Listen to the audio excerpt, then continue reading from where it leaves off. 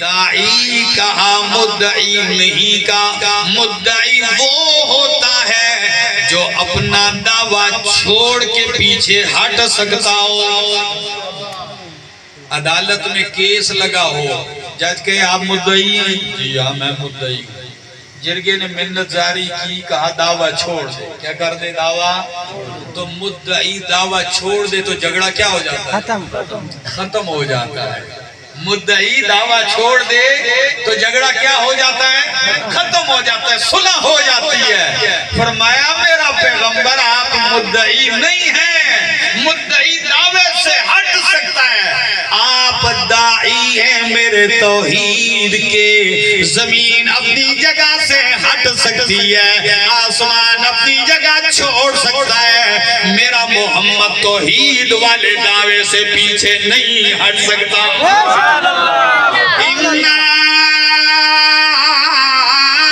ارسلناک شاہدا ومبشرا ونذیرا وداعیا الی اللہ.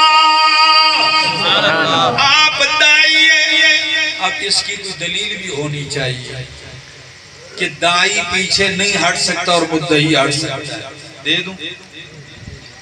نبی علیہ السلام نے مکہ میں اعلان کیا, ہر طرف سے بغاوت اٹھی ہے, پتھروں کی برسات میں توحید سنائے جا رہے ہیں. آخر میں جب ناکام ہوتے ہیں مشرک تو آپ کے چچا ابو طالب کے پاس جرگہ آتا ہے. کن کے پاس جرگہ آتا ہے؟ ابو طالب کے پاس جرگہ آیا. اس وقت جناب ابو طالب بیمار تھے. جرگہ آیا, کہنے لگے آپ قوم کے لیڈر ہیں, سردار ہیں, آپ کے بھتیجے نے ہمارا جینا حرام کر دیا ہے, ہمارے معبودوں کے پلے کچھ نہیں چھوڑا, ہمیں ستا رکھا ہے, پورا مکہ نالا ہے, پریشان ہے. آپ اگر انہیں بلا کے سمجھا دیں تو بہتر ہوگا, ورنہ آپ بستر مرگ پہ ہیں. اگر آپ چلے گئے اور ہم نے دوبارہ ہاتھ ڈالا آپ کے جانے کے بعد تو لوگ کہیں گے چچا کے ہوتے ہوئے کچھ نہیں کہا, جب چچا چلا گیا تو ہاتھ اٹھا دیا. ابو طالب نے نبی علیہ السلام کو پیغام بھیجا کہ بلا رہے ہیں. نبی علیہ السلام جب آتے ہیں چچا کے پاس, عجیب منظر ہے, ابو طالب بستر پر ہیں, دیکھتے ہیں تو سارے مشرکین کے رؤسا بیٹھے ارد گرد, جم گٹھا لگا ہوا ہے. نبی علیہ السلام سمجھ گئے ہیں کہ گلہ تو لے کے آئے ہیں بڑا زوردار قسم کا. نبی علیہ السلام کو چچا کہنے لگے بیٹھیے. نبی علیہ السلام بیٹھتے ہیں تو فرمائے یا بنا اخی, او میرے بھائی کے بیٹے, میرے بھتیجے, ہاؤلاء رؤساء قومی کا, یہ تیری قوم کے لیڈر ہیں, سرداران ہیں, سارے آپ سے ناراض ہیں, نالائق ہیں, آپ سے شکوہ کنائیں. آپ چاہتے کیا ہیں؟ یہ تو مطالبہ کرتے ہیں آپ سے. یہ کیا مطالبہ کرتے ہیں؟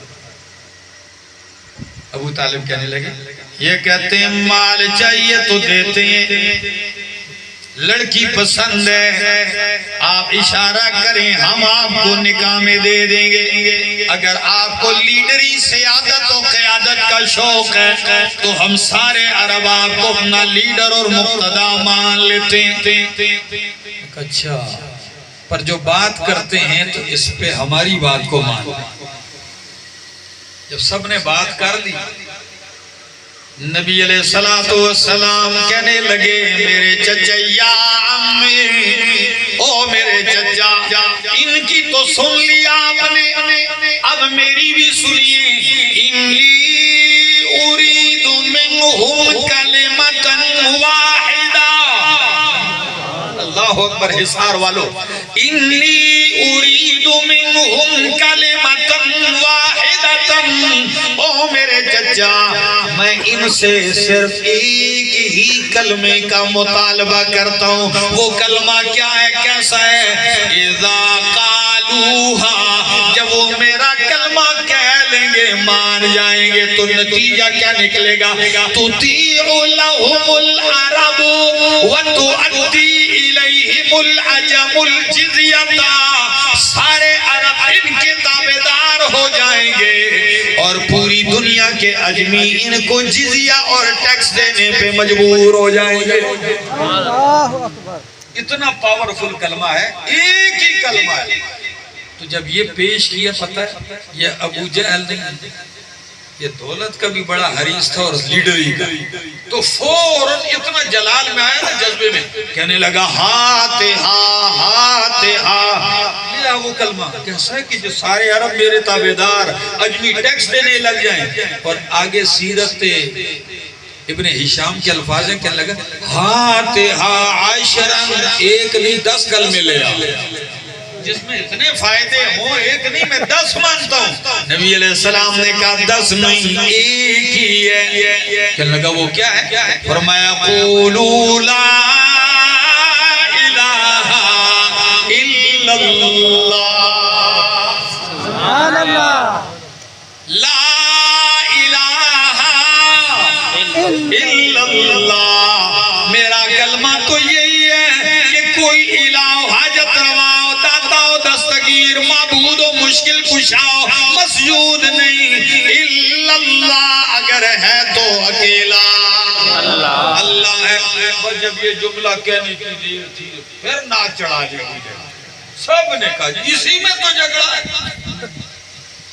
یہی اور اٹھ پیغمبر کو اللہ نے داعی بنا کر بھیجا ہے اور دعوت کیسے اب اگلی بات بھی تو سنو جس نے داعی بنایا اس نے دعوت کا طریقہ بھی بتایا کمال ہے قرآن کا یہ نہیں ہے ہماری حلقہ بالکل آخری صفحہ ہے اور آیت نمبر 125 ہے فرمایا ادعو الی سبیل ربک بالحکمت والموعظۃ الحسنہ جس نے داعی بنایا اب وہ طریقہ بھی بتایا فرمایا ادعو الی سبیل ربک میرا پیغمبر بلا دعوت دے الی سبیل ربک اپنے رب کے راستے کی طرف وہی راستہ کہ سورہ یوسف آیت 108 میں فرمایا ہاذہ سبیلی جس کو آپ نے راستہ مانا ہے جس پر آپ گامزن ہے فرمایا میرا پاک پیغمبر ادعو الی سبیل ربک اپنے رب کے راستے کی طرف دعوت دے طریقہ کیا ہے فرمایا بالحکمت حکمت کے ساتھ کس کے ساتھ اب حکمت سے مراد قرآن ہے کیا ہے قرآن حکمت ہے یاسین والقرآن الحکیم قرآن حکمتوں سے بھرا ہے اب آپ کہیں گے کہ اچھا قرآن سارا قرآن مجموعی لحاظ سے حکمت کہا ہے تو آپ بیچ میں سے چند آیتیں لیں فرمایا نہیں یہ میرے سامنے اللہ کا قرآن ہے سورت کا نام سورت ہود ہے پہلی آیت ہے فرمایا الف لام را کتاب احکمت آیاتہ یہ ایسی شان والی کتاب ہے کہ اس کی ہر آیت ساری آیتوں کو حکمتوں سے بھر دیا گیا سبحان اللہ قرآن کی ساری آیتوں کو احکمت یہاں بھی بہت سارے معنی ہیں لیکن ایک معنی احکمت آیاتہ اس کی آیتوں کو حکمتوں سے بھر دیا گیا ہے تو قرآن کے ذریعے دعوت دے لوگوں کو والموعظۃ الحسنہ اور ایسی نصیحت کے ساتھ جو اچھی ہو دیکھو حکمت کے ساتھ حسنہ کا لفظ نہیں استعمال کیا اور موعظہ کے ساتھ کون سی صفت لگائی کیوں اس لیے کہ نصیحت اور لوگ بھی کر دینے خرافات کے ذریعے بھی نصیحت کرتے ہیں. اللہ فرماتے ہیں وہ نصیحت تو ہوگی، لوگ رو بھی جائیں گے، کبھی آنکھوں میں نمی بھی آ جائے گی، لیکن وہ حسنہ نہیں ہوگی. حسنہ فرمائے والموعظۃ الحسنہ.